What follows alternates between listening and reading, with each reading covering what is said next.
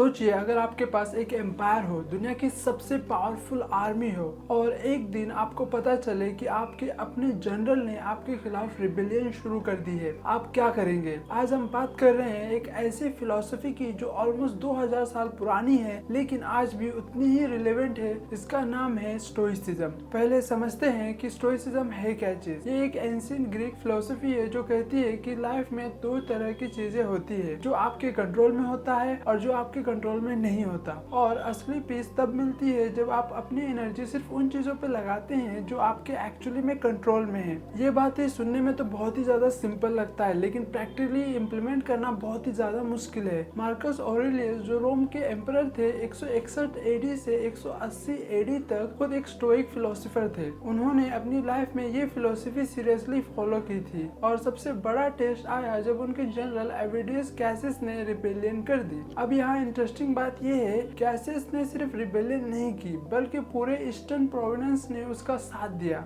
मतलब एम्पायर का ऑलमोस्ट आधा हिस्सा मार्कस के खिलाफ हो गया था। किसी भी नॉर्मल लीडर के लिए ये एक डिजास्टर सा था लेकिन मार्कस के लिए ये नहीं। उसने सबसे पहले ये एनालाइज किया कि इस सिचुएशन में उसके कंट्रोल में क्या है और क्या नहीं। वो ये नहीं कंट्रोल कर सकता कि कैसिस ने रिबेलियन क्यों की, वो ये भी नहीं कंट्रोल कर सकता था कि ईस्टर्न प्रोविंस ने क्यों उसका साथ दिया। ये सब ऑलरेडी हो चुका था। पास्ट पे रिग्रेट करना, ब्लेम करना, ये सब वेस्ट ऑफ एनर्जी था। लेकिन मार्कस ने फोकस किया उन चीजों पे जो एक्चुअली में उसके कंट्रोल में थे। पहली चीज, उसने गवर्नर्स और जनरल्स को कांटेक्ट किया वेस्टर्स प्रोविंस में। उन्होंने उनसे हेल्प मांगी। ये उसके कंट्रोल में था क्योंकि वो एम्परर था, उसके पास अथॉरिटी थी। दूसरी चीज, उसने अपनी आर्मी को प्रिपेयर करना शुरू कर दिया।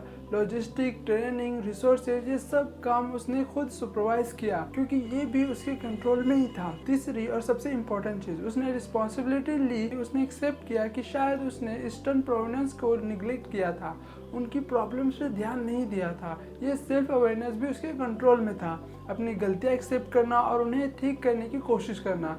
अब यहाँ एक बहुत बड़ी बात नोटिस करनी है, मार्कस ने इमोशनली रिएक्ट नहीं किया, उसने पैनिक नहीं किया। इंस्टेड वो काम और फोकस रहा क्योंकि उसने रियलाइज किया कि वरी करने से कोई भी सिचुएशन सॉल्व नहीं होने वाली, एक्शन से होने वाली है। और फिर उसने एक और डिसीजन लिया जो कि बहुत ही ज्यादा रिस्की था। वो खुद आर्मी के साथ ईस्ट की तरफ गया। वो रोम में सेफ रह सकता था लेकिन उसने चूज किया कि वो ग्राउंड पर जाएगा क्योंकि उसको पता है कि उसके फिजिकल प्रेजेंस से ट्रूप्स का मोरल बढ़ेगा और साथ ही वो सिचुएशन को फर्स्ट हैंड देख सकता है, रियल टाइम डिसीजन ले सकता है। ये भी उसके कंट्रोल में था, अपने डिसीजंस, अपने एक्शंस। इवेंचुअली रिबेलियन फेल हो गई, कैसे उसको मार दिया गया, मार्कस जीत गया। लेकिन यहाँ लेसन ये नहीं है कि उसने कैसे जीता, लेसन ये है कि उसने कैसे रिएक्ट किया। अब आप सोचेंगे ठीक है, ये तो 2000 साल पहले की बातें हैं, आज के टाइम में इसका क्या मतलब है। मतलब बहुत है। आज के टाइम में हम कांस्टेंट इंफॉर्मेशन ओवरलोड में रहते हैं। सोशल मीडिया पे हर मिनट कुछ न कुछ होता रहता है।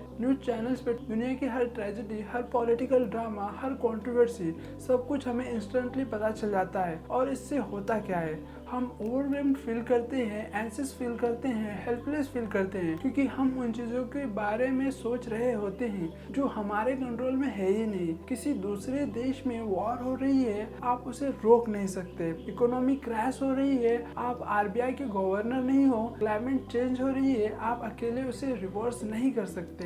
लेकिन इसका मतलब ये नहीं है कि आप कुछ कर ही नहीं सकते।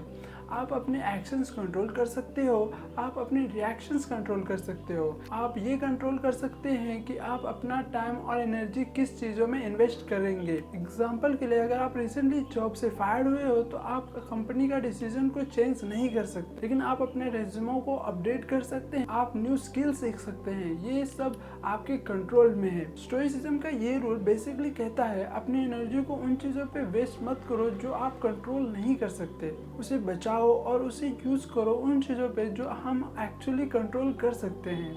और ये सिर्फ स्ट्रेस मैनेजमेंट की बात नहीं है, ये प्रोडक्टिविटी की भी बात है। जब आप अपना फोकस नैरो कर देते हो सिर्फ उन चीजों पे जो मैटर करता है तो आपका इम्पैक्ट ज्यादा होता है।